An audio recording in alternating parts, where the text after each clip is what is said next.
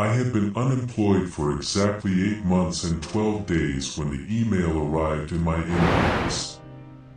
My bank account was overdrawn, the eviction notices were piling up on my kitchen counter, and I was skipping meals to make a bag of rice last an entire week. Desperation changes the way your brain processes risk. When you have absolutely nothing left to lose, red flags just look like ordinary banners waving in the wind. The job offer came from an elite law firm located in a massive, black glass skyscraper downtown. I had applied for a generic data entry position through a third-party recruiting website weeks ago, entirely forgetting about the application until they contacted me to schedule a midnight interview. I put on my only clean suit and took the late bus into the city center. The building was completely deserted when I arrived. A silent security guard checked my identification and directed me to a service elevator that only went down. The interview did not take place in a polished boardroom with mahogany tables and leather chairs. It happened in a windowless, concrete sub-basement illuminated by harsh, buzzing fluorescent lights. The man who interviewed me wore an expensive tailored suit that looked entirely out of place in the sterile, dusty environment. He asked me very few questions about my previous work experience. He mainly wanted to know about my personal life.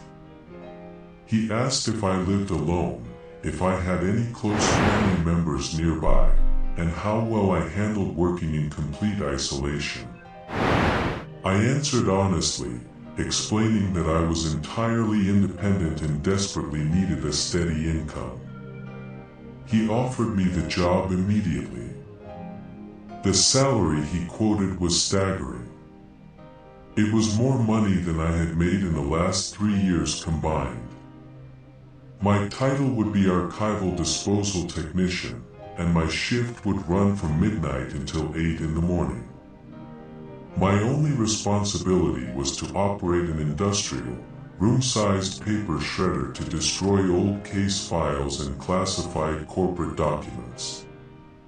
I accepted the position without a second thought. I would have agreed to sweep toxic waste for that kind of money.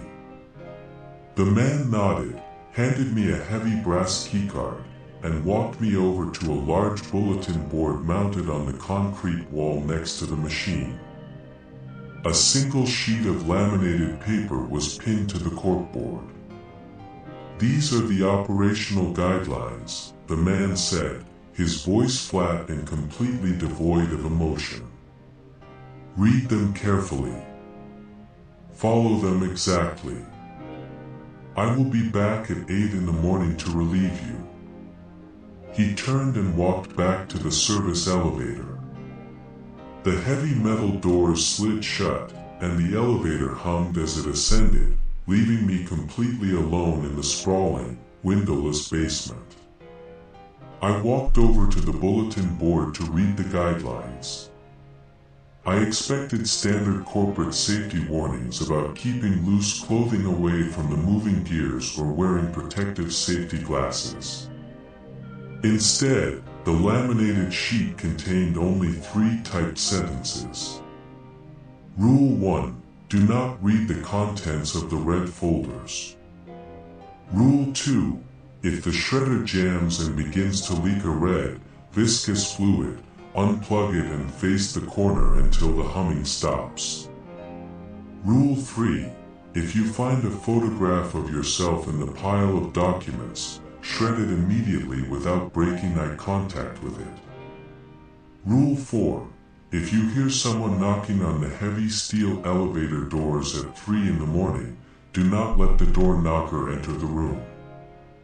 I stood there staring at the paper for a long time. The rules made absolutely no logical sense. They sounded like a prank, the kind of hazing ritual older employees use to terrify the new hire on the night shift. I assumed the management team had left the sign there to test my ability to follow instructions without asking questions.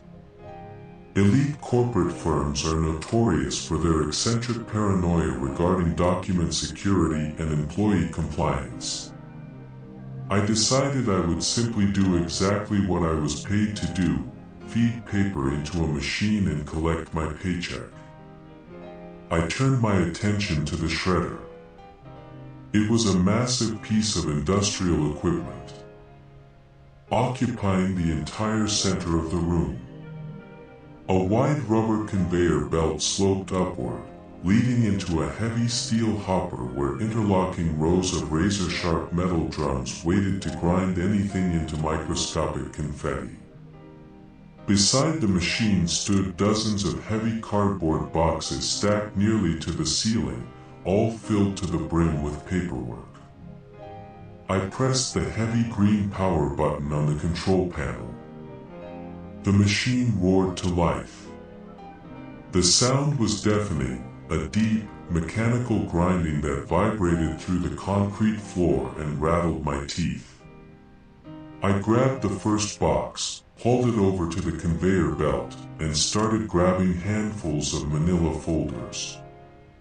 I tossed them onto the moving rubber belt and watched them travel upward before falling into the metal hopper.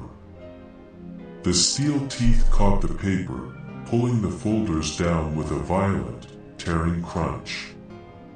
The machine devoured the documents effortlessly, spitting a steady stream of fine white dust into an enormous clear plastic collection bag attached to the exhaust vent. The work was mindless and deeply monotonous.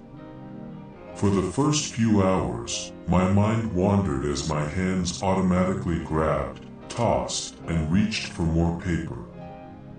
The isolation of the room was heavy, pressing against my eardrums beneath the roar of the machine.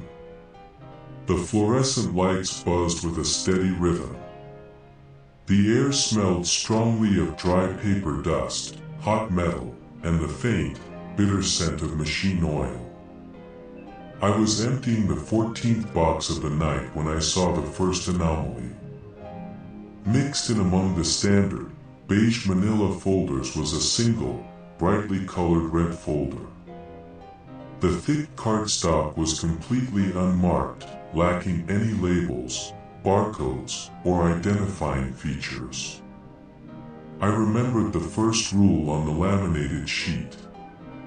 I grabbed the red folder firmly, intending to toss it directly onto the conveyor belt without opening it. My hands were coated in a fine layer of paper dust, making my grip slippery. As I swung my arm toward the belt, the folder slipped from my fingers.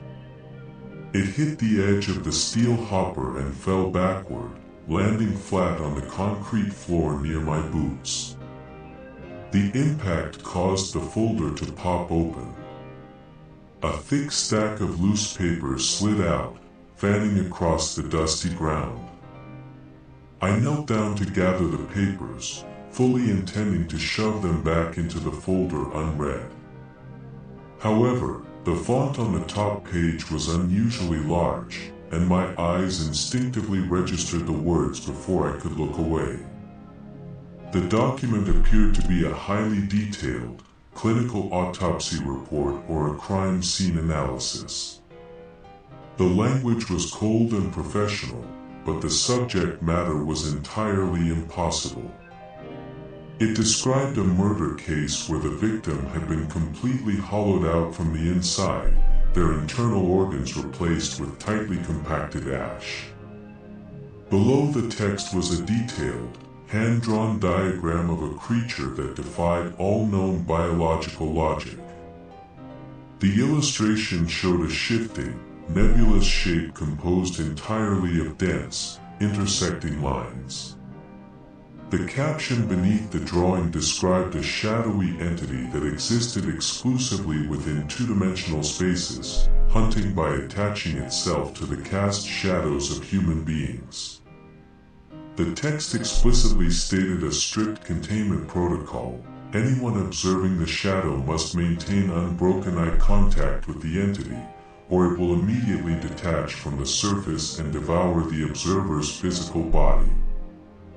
I gathered the papers quickly, shoving them back into the red folder.